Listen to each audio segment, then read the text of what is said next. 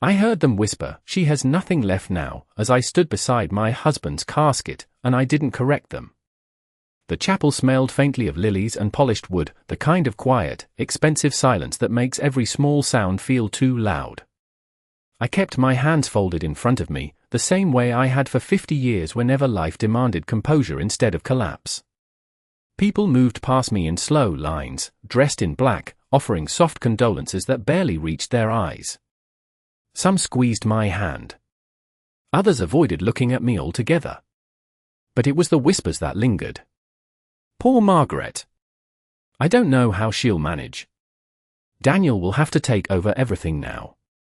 I nodded politely, thanking them, letting their assumptions settle in the air like dust.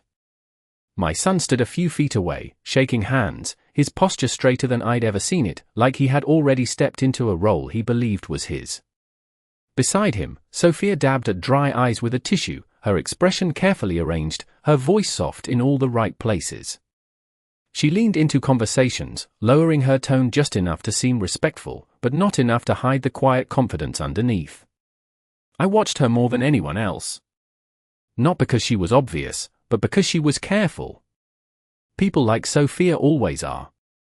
At one point, I saw her glance at the casket, then at Daniel, and give the smallest nod. It lasted less than a second, but it was enough. Enough to tell me that whatever they thought this day meant, it wasn't just about grief. I turned my gaze back to the polished wood in front of me. My husband had always liked things simple. Solid. Predictable. That's what everyone believed about him, anyway. That he built his life on clear lines and honest intentions. They didn't see the layers. They didn't see the quiet decisions he made when no one was watching. Decisions he told me about only once, late at night, his voice steady, his hand resting over mine like he was placing something heavy into my care. I felt that weight now more than ever. A woman approached me, her perfume too sweet, her smile too practiced. "Margaret, if you need anything at all, Daniel will take good care of you," she said gently. I met her eyes and gave a small smile. "I'm sure he will," I replied, my voice calm, even. She seemed reassured by that. They all did. That was the part that almost made me laugh. Not out loud. Never out loud. But somewhere deep inside, where grief and clarity had started to blur together into something sharper.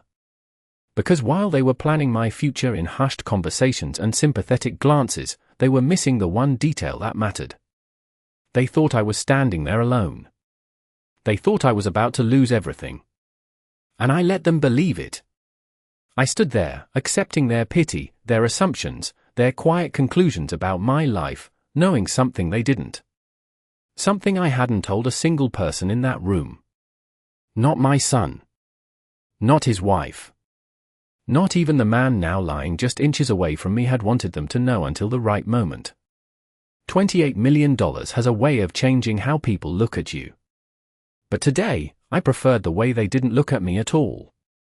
I did not call him that night, even though his name sat on the notepad within reach, waiting for me to act on it. Instead, I let the hours pass in silence, listening to the house settle around me, the faint creaks and distant hums that only become noticeable when everything else has gone still. There is a difference between knowing what to do and knowing when to do it, and I had learned long ago that timing matters more than impulse. The next morning arrived quietly, pale sunlight slipping through the curtains, casting soft lines across the kitchen floor. I made my coffee the same way I always had, measuring carefully, letting the routine ground me before anything else could interfere. Halfway through my first sip, I heard the front door open without a knock. Daniel. He had his own key, of course. He stepped inside with the kind of casual familiarity that suggested nothing had changed, followed closely by Sophia, who offered me a small, composed smile as she removed her coat. "We thought we would stop by and check on you," she said gently, her voice carrying just enough warmth to sound sincere. I nodded, setting my cup down. "That is thoughtful," I replied. Daniel moved through the room with quiet efficiency, glancing at surfaces, straightening a stack of mail I had already arranged, as though he needed to establish a sense of control over something, anything. He did not meet my eyes right away. He rarely did anymore. Sophia, on the other hand, watched everything. Not obviously, not in a way that would draw attention, but with a careful awareness that missed nothing. She took a seat across from me, folding her hands neatly in her lap. "We have been thinking," she began, choosing her words with precision, "about what might be best for you moving forward." I did not respond immediately. I let the silence stretch just enough to make her continue. "This house," she said softly, glancing around as if assessing its size for the first time, "it is a lot for one person to manage. There are stairs, maintenance, expenses. It might be overwhelming." Daniel cleared his throat then, finally speaking. "Mom, we just want to make sure you are taken care of." I looked at him, really looked this time, searching for the boy I had raised beneath the man who now stood in front of me. What I saw instead was someone rehearsing a role he had already accepted. "I appreciate your concern," I said evenly. "I have managed this house for many years." Sophia smiled again, but it did not reach her eyes. "Of course," she said, "but things change." There it was. Not a suggestion. Not a question. A direction. I leaned back slightly in my chair, studying them both as if seeing them clearly for the first time. "What exactly are you proposing?" I asked. Daniel shifted his weight, glancing briefly at Sophia before answering. "We think it might be time to consider other options. Something smaller. Easier. Maybe a community where you would have support." The words were gentle, but the meaning was not. I let them settle between us, heavy and unmistakable. "And the house?" I asked quietly. Sophia's expression remained composed. "It has significant value," she said. "It would make sense to put it to good use." Of course it would. I folded my hands together again, mirroring her posture without effort. "I will think about it," I said. Calmly. Daniel nodded, relief flickering across his face, as though he had expected resistance and was surprised to find none. Sophia's smile deepened, just slightly. They stayed a while longer, speaking of practical matters, timelines, possibilities, each word carefully chosen, each pause deliberate. I listened. I agreed where necessary. I revealed nothing. When they finally left, the house returned to its quiet state, but something had shifted. Not in the walls, not in the furniture, but in the space between what was said and what was meant. I walked back to the living room and picked up the notepad again, my eyes settling on the name I had written the night before. This time, I did not hesitate. I reached for the phone and dialed slowly, each number deliberate, each second measured. When the line connected, a familiar voice answered, steady and composed. "This is Thomas Reed." I closed my eyes for a brief moment before speaking. "Thomas," I said, my voice calm, certain, "we need to talk." I arrived at Thomas Reed's office just before noon, the same way I had years ago when everything in my life had still felt stable, predictable, intact. The building had not changed, a quiet brick structure on a corner that most people passed without noticing, its simplicity almost intentional. Inside, the air carried the faint scent of paper and polished wood, a place where decisions were made carefully and nothing was ever rushed. Thomas stood as I entered, older now, his hair more silver than I remembered, but his posture unchanged, steady and precise. "Margaret," he said, his voice calm but attentive, as though he already understood that this was not a casual visit. I took the seat across from him, placing my purse neatly beside the chair, my hands resting lightly in my lap. "I assume this is about Daniel," he said after a brief pause. I allowed myself the smallest smile. "It is about what Daniel believes," I replied. That was enough for him. Thomas nodded once, then reached for a folder on his desk, one that had clearly been prepared long before I walked through the door. He did not open it immediately. Instead, he studied me for a moment, as if confirming something. Unspoken. "Your husband was very clear," he said finally. "He anticipated complications." I held his gaze, saying nothing, letting him continue. "There are 2 layers to the estate," he explained, his tone measured, each word deliberate. The public documents, which Daniel and Sophia are aware of, and the private structure, which remains confidential unless certain conditions are met. I felt a quiet stillness settle inside me, not surprise, not even relief, but recognition. My husband had always planned beyond what others could see. And those conditions? I asked. Thomas opened the folder then, turning it toward me just enough for me to see the neatly arranged documents, signatures, dates, clauses written with the kind of precision that leaves no room for interpretation. They are tied to conduct, he said. Specifically, how you are treated in the months following his passing. I let that sink in slowly, not because I did not understand, but because I wanted to consider every angle, every implication. If Daniel and Sophia act in good faith, Thomas continued, the assets are distributed as outlined in the primary will. However, if there is evidence of coercion, neglect, or attempts to remove you from your home or financial position, he did not finish the sentence. He did not need to. I exhaled softly, my fingers tightening slightly against my palm before relaxing again. Then they forfeit everything, I said quietly. Thomas gave a small nod. Correct. The room fell silent for a moment, the weight of that reality settling between us. I looked down at the documents, at the careful structure my husband had built, not out of mistrust, but out of understanding. He had seen something I had not wanted to see. Or perhaps something I had chosen to ignore. They have already begun, I said after a moment, my voice steady. Subtly. Carefully. But it is there. Thomas did not seem surprised. That is often how it starts, he replied. I leaned back slightly in my chair, my mind already moving through the pieces, aligning them, testing their strength. What do you need from me? I asked.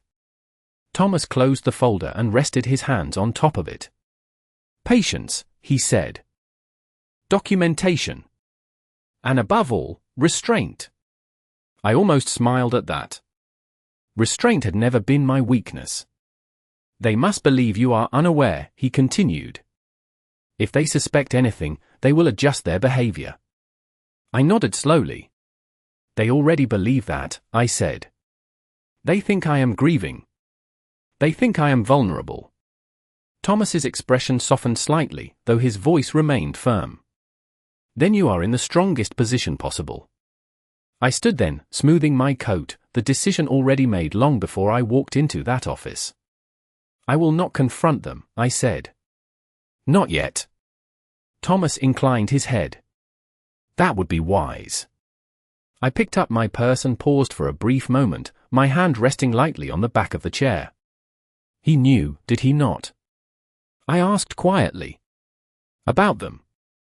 Thomas met my eyes, and for the first time, there was something almost like sympathy in his expression. He suspected, he said. And he trusted you to see it when the time was right. I nodded once, accepting that without hesitation. As I turned to leave, I felt something shift again, not in the world around me, but in the way I moved through it. Outside, the afternoon light felt sharper, clearer, as though everything had come into focus at once. They believed they were guiding me toward a decision. They believed they were managing the outcome. What they did not understand was that the outcome had already been decided. And now, all I had to do was wait. I did exactly what Thomas advised, and more importantly, I did nothing that would alert them to it. The following days unfolded with a kind of quiet precision, each moment observed, each word weighed before it was spoken. I returned to my routines, not as a habit, but as a strategy. I woke at the same time, prepared my meals the same way, tended to the garden as if nothing had shifted beneath the surface. From the outside, it would have looked like grief settling into routine, a widow learning to move forward. That was what they expected to see. That was what I allowed them to see. Daniel began visiting more frequently, though his presence carried a new purpose now. He asked questions that sounded casual but were not. Have you thought more about the house?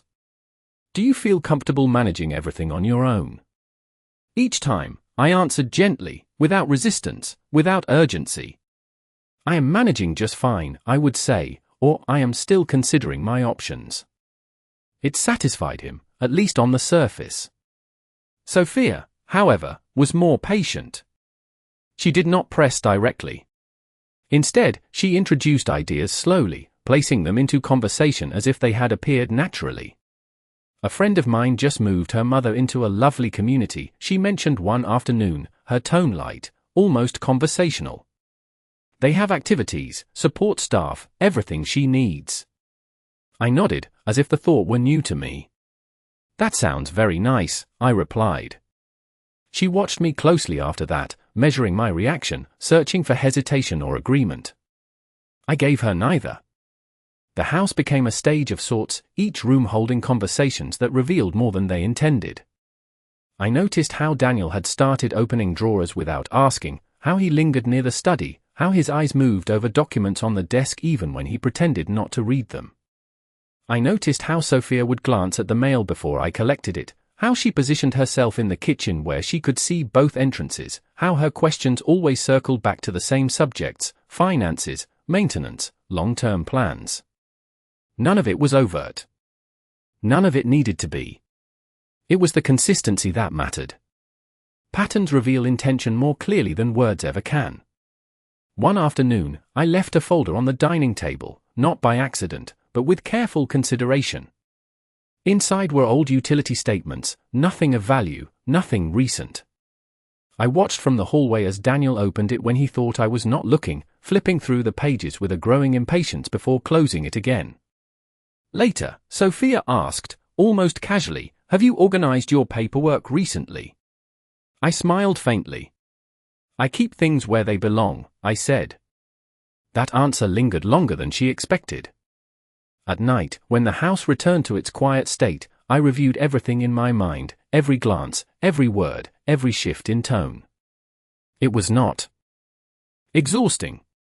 It was clarifying. Grief had not dulled my awareness. If anything, it had sharpened it. There is a point when understanding becomes certainty, and I was approaching it steadily. They were not asking if I would leave. They were preparing for when I did. The difference is subtle, but it changes everything. I moved through each day with the same calm expression, the same measured responses, giving them no reason to question their assumptions. Because as long as they believed I was still deciding, they would continue revealing themselves. And the more they revealed, the less I would have to say when the time finally came. The shift came quietly, as most important things do, not in what they said, but in what they stopped trying to hide. By the end of the second week, their patience had begun to thin, just enough for small cracks to appear in the careful image they had been maintaining. Daniel no longer waited for me to bring up the subject of the house. He introduced it directly now, though still with a tone he believed sounded respectful. "Mom, we really need to start making decisions," he said one afternoon, standing near the kitchen doorway as if positioning himself between me and the rest of the house. I looked up from the table where I had been sorting through a stack of old photographs, letting his words settle before responding. "Decisions take time," I said calmly. He exhaled, not in frustration exactly, but in something close to it. "Time is exactly what we do not have," he replied, his voice tightening just slightly. That was new. That sense of urgency. I made a note of it without acknowledging it aloud. Sophia entered the room then, her expression composed as always, but there was a subtle difference now, a sharper focus in her eyes, as though she had reached the point where patience no longer served her purpose. "We just want to make sure everything is handled properly," she said, stepping closer, her tone still smooth but carrying a quiet insistence beneath it. "There are financial aspects to consider. Taxes, maintenance, long-term planning." I nodded slowly, as if weighing her words for the first time. "Of course," I said. "Those things matter." They exchanged a brief glance, one that lasted less than a second but carried an entire conversation within it. It was no longer about suggestion. It was about control.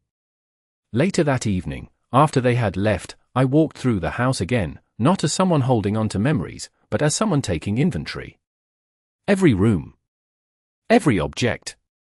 Every detail that they believed would soon belong to them. I paused in the study, the one place Daniel had lingered the longest during his visits, and opened the desk drawer he had been so interested in. Inside were neatly arranged papers, exactly where I had left them, untouched, because he had not yet found what he was looking for. That realization brought a quiet clarity with it. They were searching. Not just for opportunity, but for confirmation. Confirmation that everything was as simple as they believed. That there were no complications. No unknowns. I closed the drawer gently and sat down in the chair, letting the silence settle around me once more. Then, slowly, I reached for my phone and opened a message from Thomas that had arrived earlier that afternoon. Documentation received, it read. Continue as planned. I stared at those words for a moment, then set the phone down. Continue as planned. That meant allowing them to move forward. Allowing them to believe they were succeeding. The next morning, I made a small adjustment. Nothing dramatic. Nothing obvious. I left a folder on the kitchen counter, this time containing a preliminary estimate for the property value, an older document but detailed enough to draw attention. When Sophia arrived later that day, her eyes found it immediately. She did not reach for it right away. She waited, speaking to me about ordinary things, about groceries, about the weather, about a neighbor who had recently moved. But her focus kept returning to that folder, pulling her attention like gravity. Finally, she picked it up, flipping through the pages with practiced calm. This is quite significant, she said softly, as if the number itself required a different tone. I looked at her, my expression neutral. It has always been a valuable home, I replied. She nodded, but I could see the calculation behind her eyes now, faster, more certain. We should discuss next steps soon, she said. Not if. Not maybe. Soon. I folded my hands together again, the same quiet gesture I had made so many times before. Yes, I said evenly. We should. And as she closed the folder and placed it back on the counter, I knew something had changed. Not in my position, not in the outcome, but in their confidence. They believed they were close now. Close to resolution. Close to control. Close to everything they thought was coming to them. And that belief would carry them exactly where I needed them to go. The moment came sooner than they expected, though not in the way they imagined. It arrived disguised as something ordinary, something procedural, something they believed they were orchestrating. Daniel called me late that afternoon, his tone measured but carrying a quiet urgency he could no longer fully conceal. Mom, we have scheduled a meeting with the estate attorney, he said. Just to go over everything. Make sure we are all on the same page. I paused for a moment before responding, allowing just enough silence to make it seem like I was considering something difficult. That sounds reasonable, I said finally. When is it? Friday morning, he replied quickly, as if relieved I had not resisted. We will pick you up. I agreed without hesitation, and when the call ended, I set the phone down gently, my expression unchanged. Friday morning. They had chosen the moment themselves. Over the next 2 days, their behavior shifted again, not in subtle ways this time, but in confidence. Sophia arrived with printed documents, neatly organized, placing them on the dining table with an air of quiet authority. These are just preliminary figures, she explained, her voice calm, controlled. Estimated value, potential sale timelines, projected costs. I glanced at the papers briefly, then folded my hands. You have put a lot of thought into this, I said. She smiled, but there was something sharper beneath it now, something less concerned with appearing gentle. We want to be prepared, she replied. Daniel, standing just behind her, nodded in agreement, his posture more assured than I had seen in weeks. They believed this was progress. They believed they were guiding the situation toward its natural conclusion. I asked a few questions, simple ones, nothing that challenged them, nothing that revealed more than I intended. And the legal process? I asked. Will that take long? Sophia answered quickly. Not if everything is straightforward. I nodded slowly, as if that reassured me. Good, I said. I would not want complications. The word lingered in the air for just a second longer than necessary. Neither of them noticed. Or if they did, they chose to ignore it. The night before the meeting, I walked through the house one final time, not out of sentiment, but out of clarity. Every room, every surface, every quiet detail that had once defined a life now served a different purpose. It was no longer about what I was leaving behind. It was about what I was allowing them to believe they would take. I slept well that night. Not because I felt at peace, but because uncertainty had finally given way to certainty. In the morning, they arrived exactly on time. Sophia wore a tailored coat, her expression composed, her movements precise. Daniel held the car door open for me, a gesture that felt practiced rather than natural. "Ready?" he asked. I met his eyes briefly, offering a small, calm smile. "Yes," I said. The drive was quiet, filled with the kind of polite conversation that avoids anything meaningful. Traffic, weather, small observations that filled space without adding substance. I participated just enough to maintain the illusion, nothing more.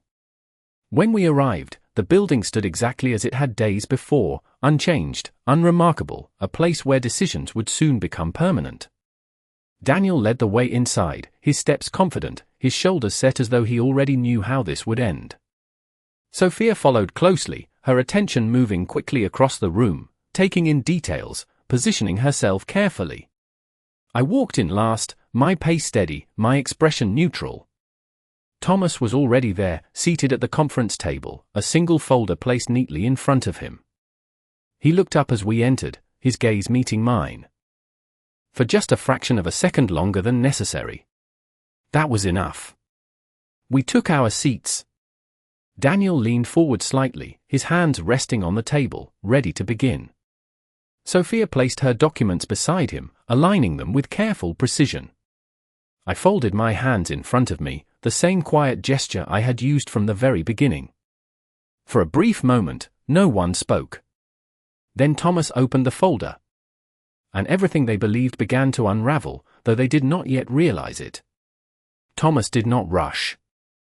That was the first thing I noticed as he opened the folder, his movement steady, deliberate, as though time itself had slowed to match his pace. He adjusted the papers slightly, aligning them with the edge of the table before speaking, his voice calm and precise. "Thank you all for coming," he said, his eyes briefly moving from Daniel to Sophia before settling on me for just a fraction longer. Daniel leaned forward immediately, eager, confident, ready to move things along. "We just want to make sure everything is handled properly," he said, echoing the same phrase he had used so many times before. Sophia nodded beside him, her posture composed, her attention fixed on the documents in front of Thomas.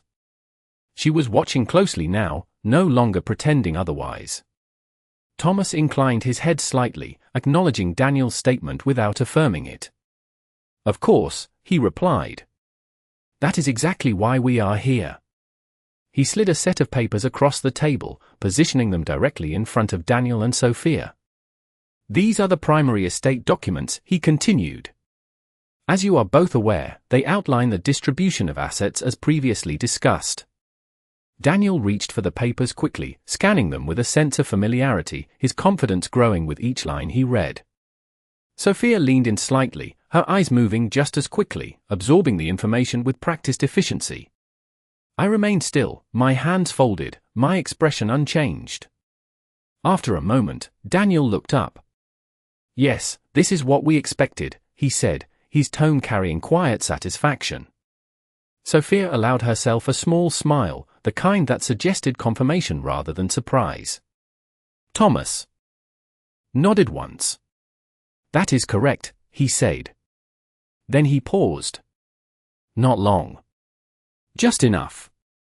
"However," he added, his voice unchanged but the weight of the words settling immediately into the room, "there is an additional structure that must be addressed." The shift was subtle, but unmistakable. Daniel's expression tightened slightly, his eyes flicking back down to the documents as if searching for something he had missed. Sophia's posture remained composed, but her focus sharpened, her attention narrowing with precision. "Additional structure," Daniel repeated, his tone still controlled but no longer as certain. Thomas reached into the folder again and removed a second set of documents, placing them carefully on the table, this time closer to himself. He did not slide them forward immediately. "Your father," he said, directing his words toward Daniel, "established a secondary set of conditions tied to the estate. These conditions were designed to ensure that certain expectations were met following his passing." The room grew quieter, the air heavier, as though something unspoken had finally taken form. Daniel leaned back slightly, his confidence beginning to shift into something less defined. "What kind of conditions?" he asked. Thomas met his gaze evenly. "Conditions related to conduct," he replied. Sophia spoke then, her voice calm but carrying a sharper edge now. "I do not understand," she said. "Everything should already be outlined." Thomas nodded slightly, acknowledging her statement without agreeing with it. "It is outlined," he said. "Just not in the documents you have reviewed." He let that settle before continuing. "The estate, including all significant assets, is contingent upon the continued well-being, autonomy, and residence of Mrs. Whitmore." He gestured lightly in my direction, his tone remaining steady. Daniel's eyes moved toward me then, confusion beginning to replace certainty. "What does that mean?" he asked. Thomas answered without hesitation. "It means that any attempt to influence, pressure, or remove Mrs. Whitmore from her home or financial position constitutes a breach of those conditions." The silence that followed was no longer polite.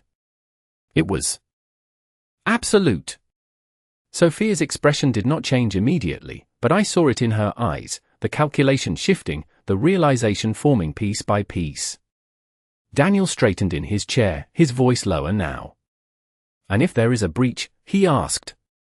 Thomas did not look away. "Then all associated assets are redirected, in full, according to the secondary directive."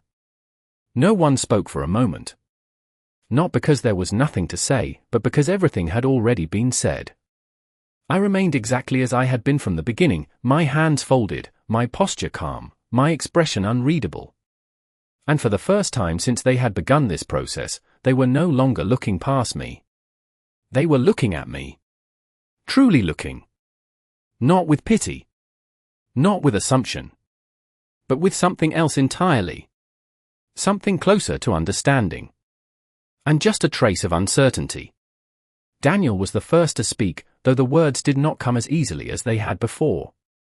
"There must be some misunderstanding," he said, his voice lower now, stripped of the certainty he had carried into the room. He glanced at Sophia, searching for alignment, for reassurance, but she did not respond immediately. Her eyes remained fixed on Thomas, her expression controlled, but no longer composed in the same effortless way. "There is no misunderstanding," Thomas replied calmly. "The language is explicit." He turned the document slightly, tapping a section with measured precision. "Any pattern of behavior that suggests coercion, undue influence, or attempts to displace Mrs. Whitmore from her residence activates the secondary directive." The words settled heavily, each one carrying more weight than the last. Daniel leaned forward again, but this time not with confidence.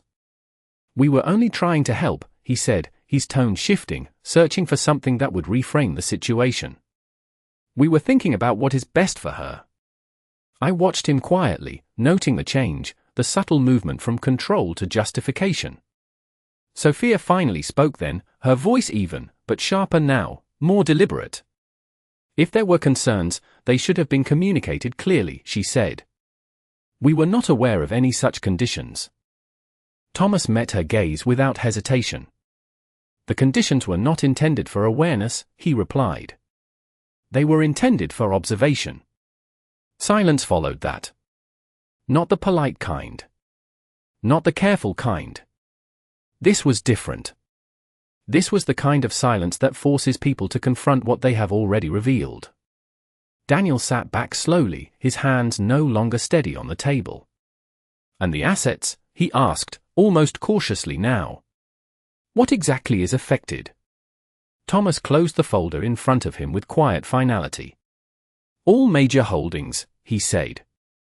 "Including liquid accounts, investment portfolios, and property interests." He paused briefly, then added, approximately $28 million in total value. That was the moment everything changed. Not because of the number itself, but because of what it confirmed. Sophia's composure shifted, just slightly, but enough. Her posture remained straight, her expression controlled, but the calculation behind her eyes moved faster now, trying to adjust, to recover, to find a way forward where the path had already closed. Daniel looked at me then, truly looked, as though seeing me for the first time without the filter of assumption. "Mom," he began, but the word did not carry the same weight it once had. I held his gaze calmly, my hand still folded, my posture unchanged. "You believed you were making decisions for me," I said quietly, my voice steady, neither raised nor softened. "But you were only revealing your own." Neither of them responded. There was nothing left to argue. No interpretation that could undo what had already been said, already been done. Thomas gathered the documents with the same deliberate care he had shown from the beginning, placing them back into the folder without urgency. "The directive has been triggered," he said simply. "All assets will be secured under the revised structure, effective immediately." Daniel's shoulders lowered slightly, the certainty gone, replaced by something quieter, something more uncertain. Sophia remained still, her expression composed, but the absence of control was unmistakable. I stood then, smoothing my coat, my movements unhurried, precise. No one stopped. Me. No one spoke. There was nothing left that required discussion. As I turned toward the door, I paused briefly, not out of hesitation, but out of clarity. "You should have waited," I said, my voice calm, almost reflective. "That was the only thing required of you." Then I walked out, leaving them exactly where they had positioned themselves, at a table they believed would confirm their expectations, now forced to sit with the reality they had created instead. Outside, the air felt different, lighter, not because anything had been lost, but because everything had finally been seen for what it was. And for the first time since the funeral, no one was looking at me with pity anymore.